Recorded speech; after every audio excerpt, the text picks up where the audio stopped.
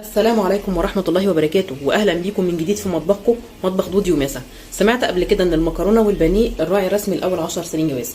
الكفتة بقى الراعي الرسمي للعمر كله قبل الجواز وبعد الجواز، وعشان كده قررت النهاردة أقولك على أسهل وأسرع طريقة تعملي بيها الكفتة. هتقدميها لحبايبك وكل الناس بتحبها، كبير وصغير، محدش ما بيحبهاش. تعالوا نقول بسم الله ونشوف هنعملها ازاي مع بعض، ويلا بينا. اول حاجه جبتها معاكم النهارده كيلو جرام كامل من اللحم المفروم، حطيته في بوله واسعه علشان لما اضيف عليه بقيه المكونات اقدر اعجنها براحتي. وجبت معايا 3 بصلات حجمهم متوسط، فرمتهم وصفيتهم من الميه بتاعتهم، وهنزل بيها على المفروم.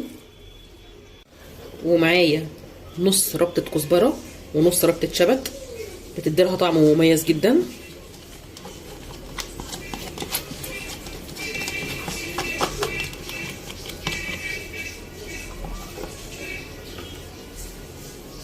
وهنا 3 معالق بقسماط ناعم، 3 بصلات قدامهم 3 معالق من البقسماط الناعم.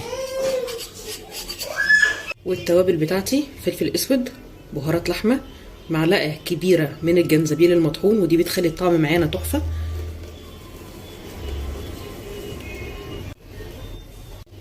معلقه ملح،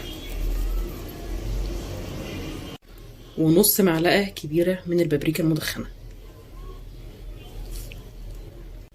هعجن المكونات دي كلها مع بعض لفتره ما تقلش عن 5 دقايق علشان اللحمه تشرب من البصل ومن التوابل بتاعتها.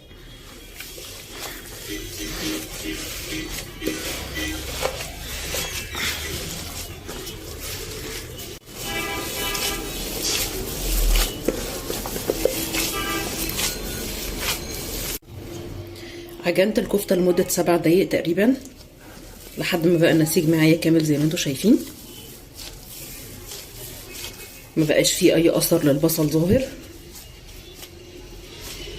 بعد كده نقلتها بوله اصغر شويه وهغطيها وهسيبها ساعتين على الاقل عشان خاطر البصل والتوابل يدوا طعم حلو للكفته، وكل ما نسيبها اكتر كل ما طعم الكفته يبقى طعمها افضل.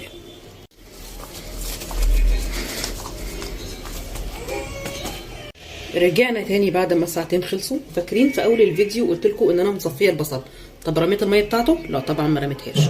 ادي ميه البصل، وهنزل عليها بنص معلقه من معجون الطماطم، وهقول لكم وهقلبهم مع بعض وهقول لكم انا عملت كده ليه دلوقتي.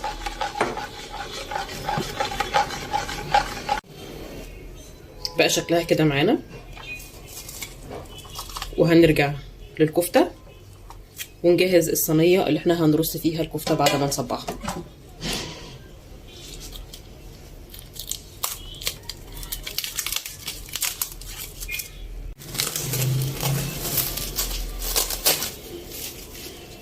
ونقول بسم الله. ادي ميه البصل بالصلصه، هدهن بيها ايدي كده وانا بصبع الكفته.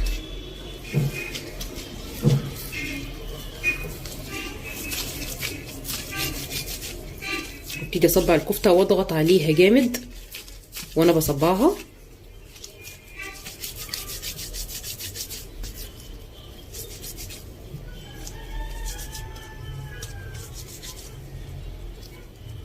بالشكل اللي انتوا شايفينه ده كده، وارصها جوه الصينيه وتاني ادهن دي تاني.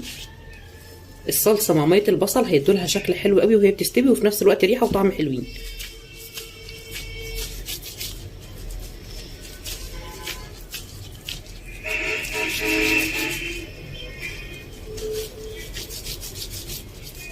وعلى قد ما اقدر وانا بصبع الكفته اخليها كلها مقاس واحد.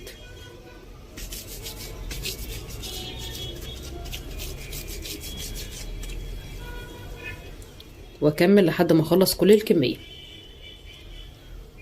وكده صبعنا الكفته اللي عندي النهارده كلها، الكميه كلها خلصت، وهبتدي اسويها. وعلشان اضمن نجاح الوصفه اكون مسخنه الفرن، ما ادخلهاش على فرن بارد، احطها يكون الفرن على درجه حراره متوسطه وتتحط على الشبكه مش على الصاج. تعالوا ندخلها الفرن ونرجع لكم تاني لما تستوي. وخرجت الكفته من الفرن وسبتها تبرد شويه علشان اعرف اقدمها بالطريقه دي. حلاوتها بقى كده في نص رغيف بلدي مع سلطه طحينه وشويه سلطه خضار وحاجه كده وهم. سلام بقى لو تقدميها في الغدا كده مع شويه مكرونه او رز بسمتي، تحفه، حاجه ملهاش حل.